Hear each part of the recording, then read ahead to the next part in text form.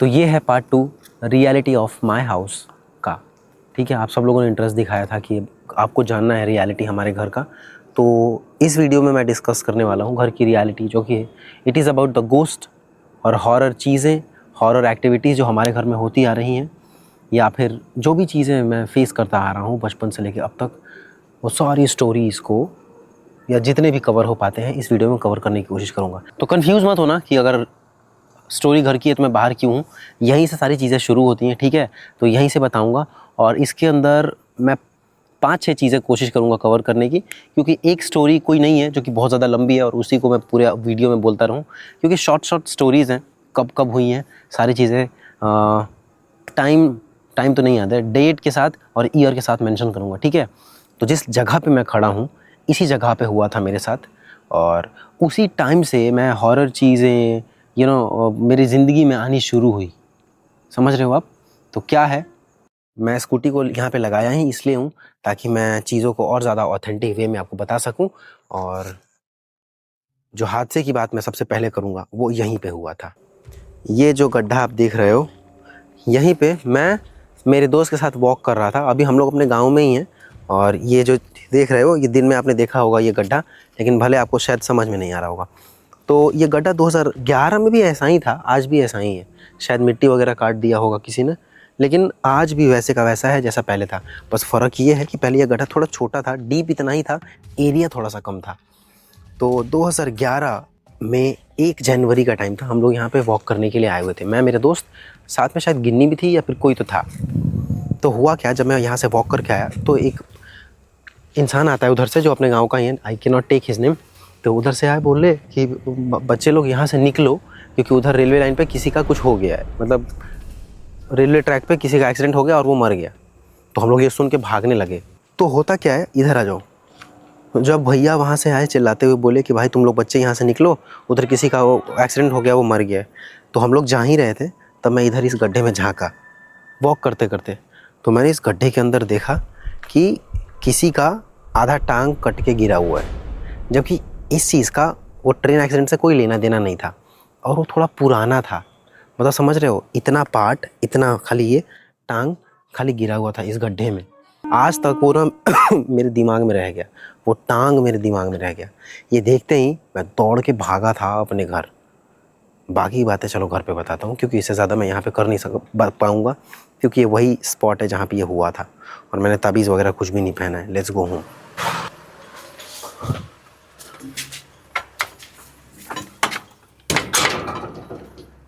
2011 में भी उस इंसिडेंट के बाद जब मैंने देखा वहाँ पे आधा टांग, तो भाग के सीधा घर पे आया और आके पहले लंबा चौड़ा सांस लिया, क्योंकि मैं अच्छा खासा तेज़ दौड़ के भागा था। और हम में जितने थे ना वो सब नहीं डरे थे, मैं ही डरा था ज़्यादातर, क्योंकि मैं बचपन से ही थोड़ा ज़्यादा रहा हूँ, मतलब डरपोक टाइप का। तो भाग के आते हैं और यहाँ पे पहले बैठते हैं। थोड़ी देर बाद फिर ये बातें मैं मम्मी को बताता हूँ। फिर मम्मी ने बोला कि तू झूठ बोल रहा है, किसी ने बिलीव ही नहीं किया आज तक, शायद आप भी नहीं कर रहे होगे। मेरे साथ प्रॉब्लम क्या है ना, मैं सारी चीज़ों को बहुत ज़्यादा ओवर थिंक करता हूँ, हद से ज़्यादा ओवर थिंक। तो ये जो हुआ था ये लगभग दोपहर के 12 बजे के आसपास हुआ था। सारी चीज़ें याद है मुझे, बहुत छोटा था मैं, समझ लो 8-9 साल का हूँगा मैं लगभग। तो दोपहर में हुआ। फिर हम लोग पिकनिक मनाने वाले थे उस दिन, लेकिन पिकनिक वगैरह कुछ नहीं मनाए, ऐसे ही घूमने गए थे। तो ये देख लिया तो भाग के आए। उसके बाद मैं यहाँ पे जब आया, 12 बज रहा था, 12-1 बज रहा होगा दोपहर का। तो वो चीज़ मेरे दिमाग में अटका, और ऐसा अटका कि रात तक पूरा वही चलता रहा। नॉर्मली मैं हमेशा मम्मी के साथ ही सोता था, लेकिन उस रात एक चेंज हुआ, और चेंज ये था कि हम लोग हमेशा रूम में सोते थे। उस दिन हम लोग बाहर सोए, क्योंकि गर्मी बहुत ज़्यादा था। शायद गर्मी बहुत ज़्यादा था, ये रीज़न क्या है मुझे याद नहीं, क्योंकि काफ़ी टाइम पहले की बात है। तो उस दिन, उस रात भी मैं मम्मी के साथ सोया। मच्छरदानी था लगाया हुआ हम लोगों ने, मैं आंगन में था। तो वो बात मेरे दिमाग में घूम ही रहा था, बहुत ज़्यादा घूम रहा था। और मैं हद से ज़्यादा ओवर थिंक भी करता हूँ, तो मैं दिमाग में कब से सोचे जा रहा हूँ। तो जब रात में सोया, तो जैसे ही सोया मुझे क्या फ़ील हुआ कि वो जो टांग था आधा, वो टांग मच्छरदानी के ऊपर ऐसे रखा हुआ है। तो मैं आँख खोला तो ऐसे साक्षात दिख रहा हूँ कि टांग है। ऐसे खोला, फिर बंद किया, तो खोला तो वापस गायब। फिर ऐसे सोया, थोड़ी देर बाद फिर उठा, कुछ नहीं था। तो ये था एक स्टोरी क्या, जो एक रियलिटी है। ये टांग देखा वहाँ तक सब कुछ ठीक था। उसके बाद की जो चीज़ें हुई वो आई बिलीव कि कुछ नेगेटिविटी था या नहीं था, 50-50% चांसेस हैं। हो सकता है कि वो एक्चुअली में कोई हो, किसी की आत्मा, या फिर मेरा मन का वहम। लेकिन ये स्टोरी आपको सुनाना इसलिए ज़रूरी था क्योंकि मेरे लाइफ में इसके बाद से ही सारी हॉरर एक्टिविटीज़ होना शुरू हुई हैं। तो ये स्टार्ट था। घर के अंदर तो चल ही रहा होगा जो भी, लेकिन मुझे इतना समझ में आता नहीं था। तो जब वो देखा उसके टाइम से बाद से थोड़ी मेरी अंडरस्टैंडिंग बढ़ी और मैं चीज़ों को ज़्यादा समझने लग गया। और उसके बाद तो हज़ारों चीज़ें हुई, हज़ारों। बताने लगूंगा तो शायद कम पड़ेगा वीडियो भी, ठीक है। तो ये बता दिया मैंने। अब moving on to the next one. और इसके बाद से ही मैं हॉरर चीज़ों को ज़्यादा समझने लग गया, या फिर घर के अंदर जो भी होता था वो ज़्यादा समझ में आता था, क्योंकि भूतिया हरकतें मेरे घर में सबके साथ होती थी मेरे अलावा। मैं भगवान से यही मांगूंगा कि आज भी मैं सेफ़ हूँ और मैं हमेशा सेफ़ रहूँ। नहीं तो मेरे अलावा घर में ऐसा कोई इंसान बचा ही नहीं है जिसके साथ कोई हॉरर एक्टिविटी ना हुआ हो। मेरे साथ जो हुआ वो तो एक मतलब राह चलते हादसा था ना। आई एम सेइंग कि भूत या गोस्ट का एक इम्पैक्ट किसी इंसान के ऊपर होता है, वो मेरे घर में ऑलमोस्ट सबके ऊपर हो चुका है मेरे अलावा। तो मैं आज भी सेफ़ हूँ और मैं भगवान से यही बोलना चाहूँगा कि मैं इन फ्यूचर भी सेफ़ ही रहूँ। तो इसलिए मैं चीज़ों को ज़्यादा नोटिस कर पाया।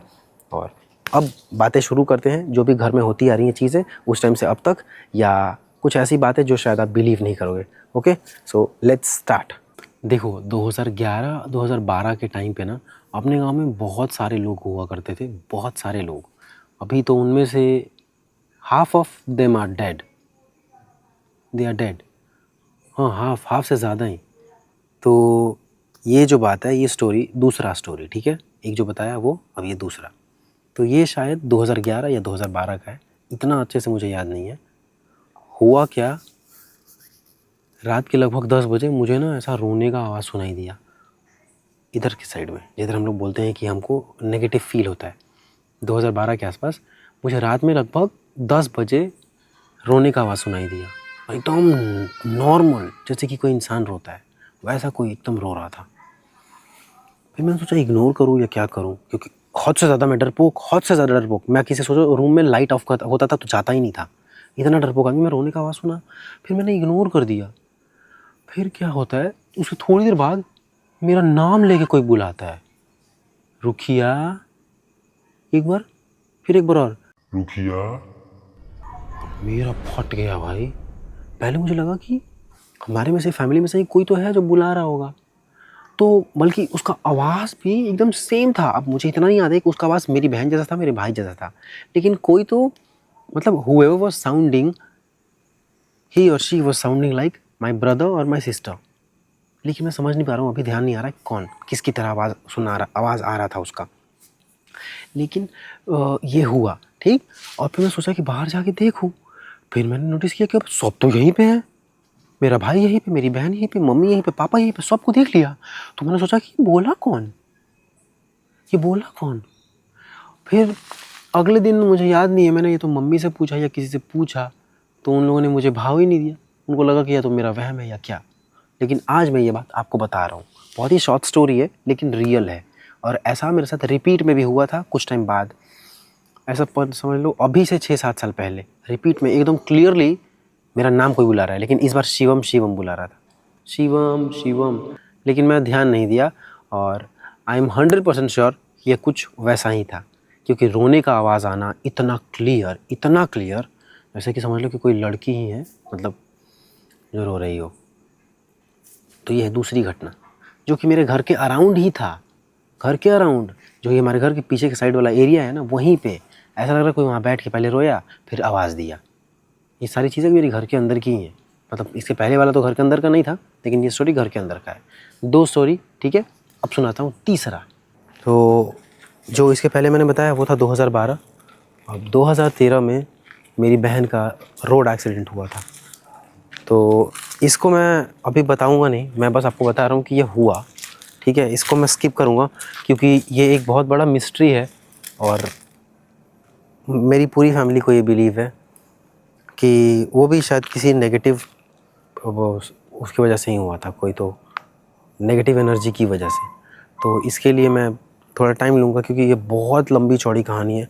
आपको बताने पे आऊँगा तो शायद 1 घंटा भी कम पड़ेगा, तो इसको मैं स्किप करूँगा। मैं बस मेंशन इसलिए किया क्योंकि ये इंसिडेंट जस्ट आफ्टर मतलब 2012 के बाद ही हुआ था, है ना। तो ये 2013 में हुआ था। अब उससे आगे स्किप होते हैं।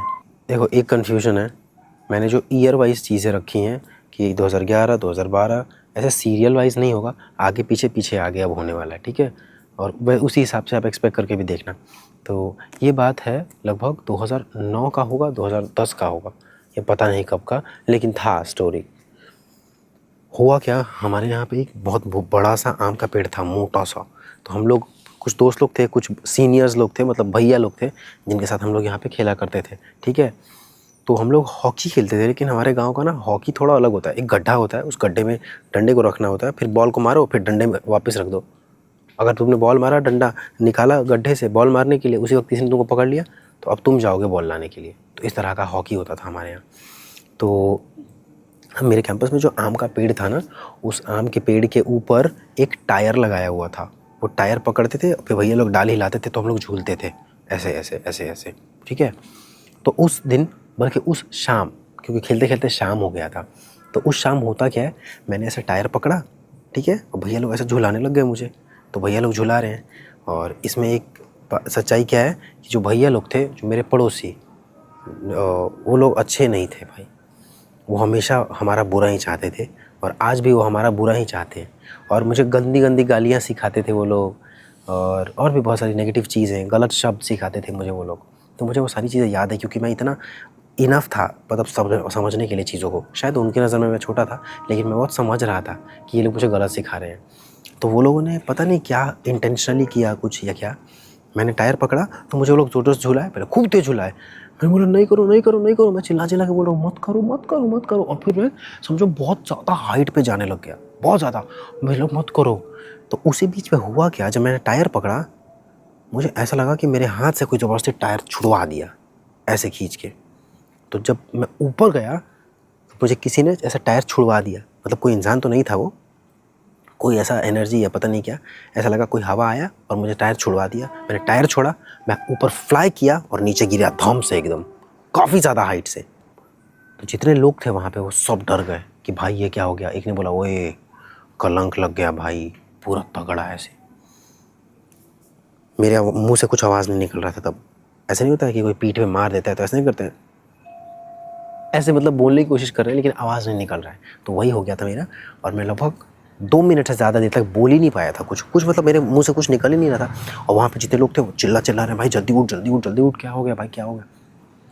मैं होश में था लेकिन कुछ बोल नहीं पा रहा था। और मुझे एक चीज़ दिमाग में हिट किया कि आखिर किस चीज़ ने मेरा हाथ छुड़वाया, उस टायर को किस चीज़ ने मुझे छीन के हाथ छुड़वाया।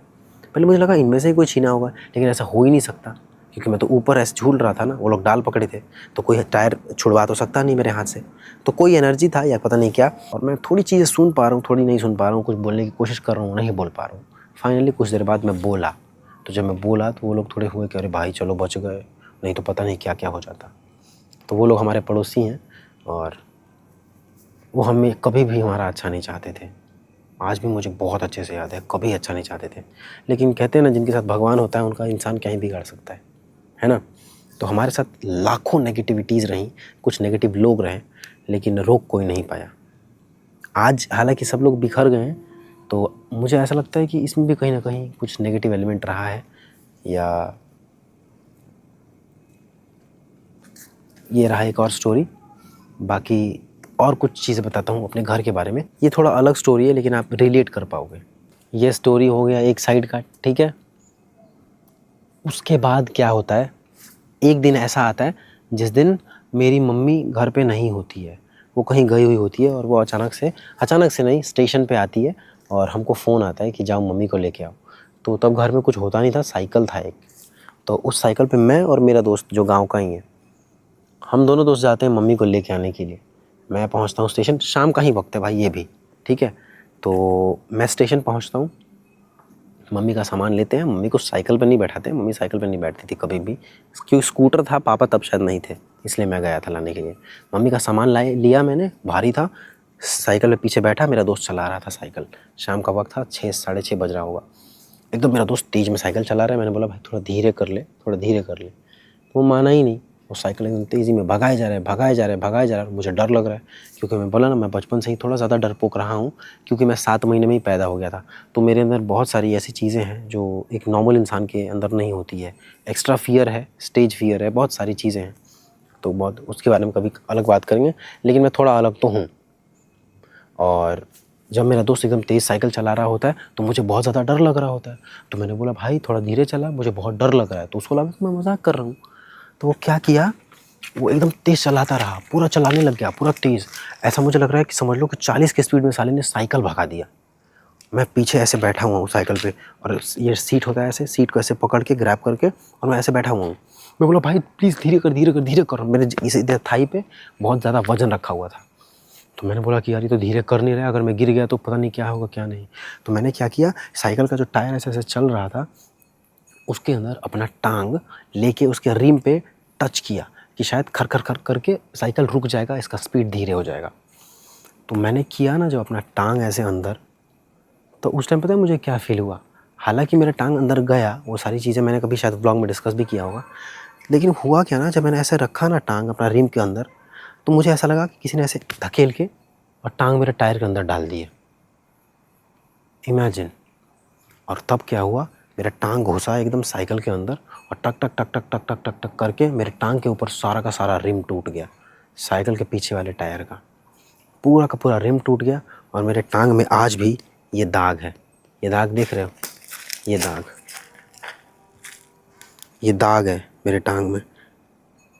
ये दाग आज तक गया नहीं और शायद कभी भी नहीं जाएगा। देखो ये ऐसा है ना, इधर देखो, इधर नॉर्मल है, this one is normal, this side is normal. दोनों देखो, पर दोनों देखो, ये देखो, ये मार्क आज तक कभी नहीं गया। ये है मेरा लेफ़्ट टांग जो साइकिल के अंदर घुसा था, ये देखो नॉर्मल है। ये दोनों इसलिए दिखा रहा हूँ ताकि आपको डिफरेंस पता चले। Look at the difference. ये है वो टांग जो अंदर घुसा था साइकिल के अंदर। तो जब मेरा टांग घुसा अंदर, पूरा साइकिल में ऐसे फंस गया मेरा टांग, वो निकला ही नहीं बाहर। साइकिल को पूरा पहले खोला गया, मेरे घर पे स्टाफ रहते थे, वो स्टाफ भैया दौड़ के आए, वो खोले बोल्ट को, पूरे साइकिल पीछे के पहिया खोला, गांव के इतने सारे लोग दौड़ के गए। ये एक्चुअली में नज़दीक ही हुआ था हमारे घर से, ज़्यादा दूर नहीं है। तो वहाँ पे सब लोग आए, पूरा भीड़ इकट्ठा हुआ, फिर खोला मेरे टांग को, मुझे पीठ पे बैठाया, उसके बाद लेके आए। और मैं हर वक्त उस टाइम पूरे टाइम मुझे दर्द हुआ ही नहीं यहाँ पे, लेकिन इसके अंदर 1 इंच का पूरा गड्ढा हो गया। 1 इंच का पूरा गड्ढा। छिलने के बाद गड्ढा नहीं हुआ था, इमीडिएट मतलब आफ्टर द एक्सीडेंट ये गड्ढा नहीं हुआ था। ये सब होने के बाद मैं गया ड्रेसिंग करवाने के लिए, तो ड्रेसिंग करवाया, तो उसके बाद ना एक लेयर आ गया इसके ऊपर। फिर ना नेक्स्ट ड्रेसिंग में वो लेयर को ऐसे कैंची से काटा, उसके बाद इसके अंदर पूरा गड्ढा हो गया, 1 इंच का पूरा गड्ढा। और वो चोट ठीक ही नहीं हो रहा था, वो लगभग 1.5-2 महीना चलता रहा। वो ठीक ही नहीं हो रहा था। तो आई बिलीव कि वो भी कुछ तो गड़बड़ी था, क्योंकि मेरा टांग अचानक से ऐसे अंदर चले जाना, मैं थोड़ा सा रखा लेकिन पूरा ऐसे चला गया। मुझे लगा किसी ने पुश करके अंदर डाल दिया। तो ये था एक स्टोरी, और जो कि आई बिलीव कि बहुत ज़्यादा नेगेटिव है, और कुछ ना कुछ तो इसका भी कनेक्शन है बैड एविल से। मेरे घर में आज तक कुछ सुखी माहौल रहा ही नहीं, और अगर रहा तो वो इसलिए कि हम लोग का यूनिटी था। कहते हैं ना, जब यहाँ जहाँ पे प्यार ज़्यादा होता है वहाँ पे नेगेटिव चीज़ें शायद कमज़ोर पड़ जाती हैं। तो ये रहा, फिर भी साथ में रहते हुए भी हम लोग कहीं ना कहीं खुश नहीं रहते थे। हर रोज़ ये प्रॉब्लम, कभी ये प्रॉब्लम। अभी आप लोग भी नोटिस करते होंगे कि आज ये हो गया, आज इसका नाक टूट गया, इसका मुंह टूट गया, किसी का टांग में चोट लग गया, किसी के हाथ में क्या हो गया। हम लोग के यहाँ कुछ तो है भाई। अगर आप आके रहो भी तो ज़रूरी नहीं है कि आपको फील होगा ही, लेकिन हाँ, एक चीज़ की मैं गारंटी देता हूँ कि अगर आप बाहर से आ रहे हो बहुत ज़्यादा खुश हो, तो यहाँ आने के बाद आप अपने आप दुखी हो जाओगे। एक गारंटी है मेरी।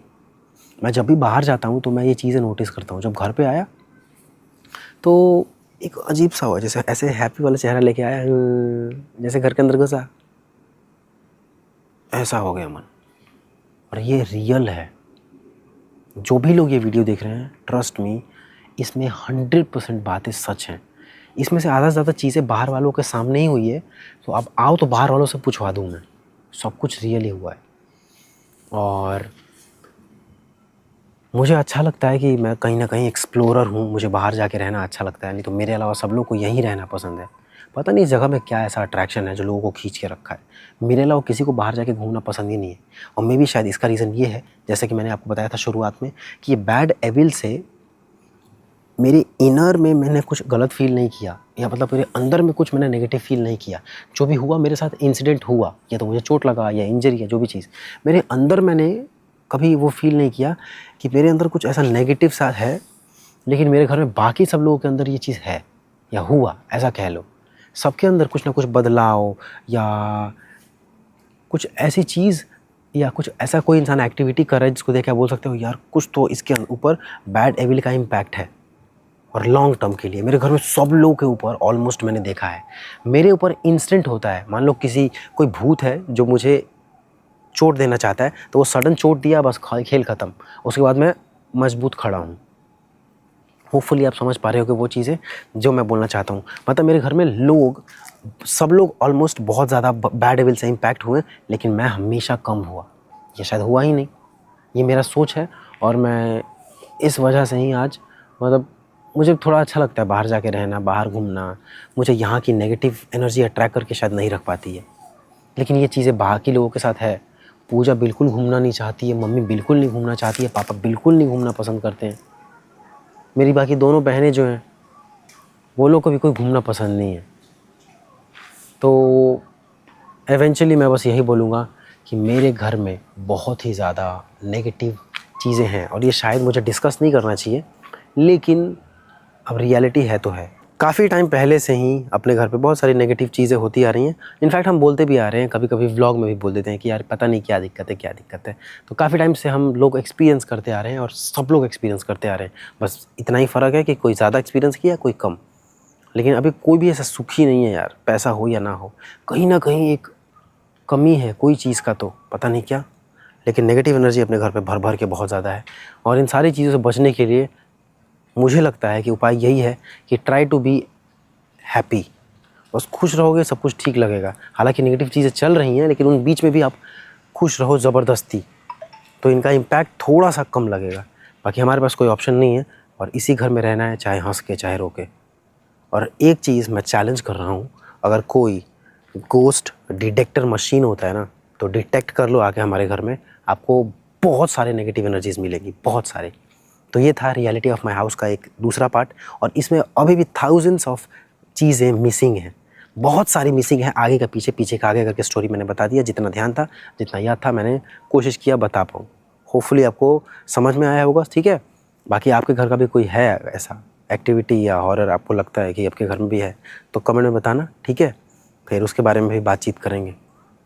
चैनल पर नए हो तो कर देना सब्सक्राइब। बाकी आपसे मिलते हैं दोबारा एक नई वीडियो के साथ। होपफुली गोस्ट वाले में तो नहीं मिलेंगे, क्योंकि मैं इसके बारे में खुद ही बात नहीं करना चाहता। Thanks for watching, bye bye.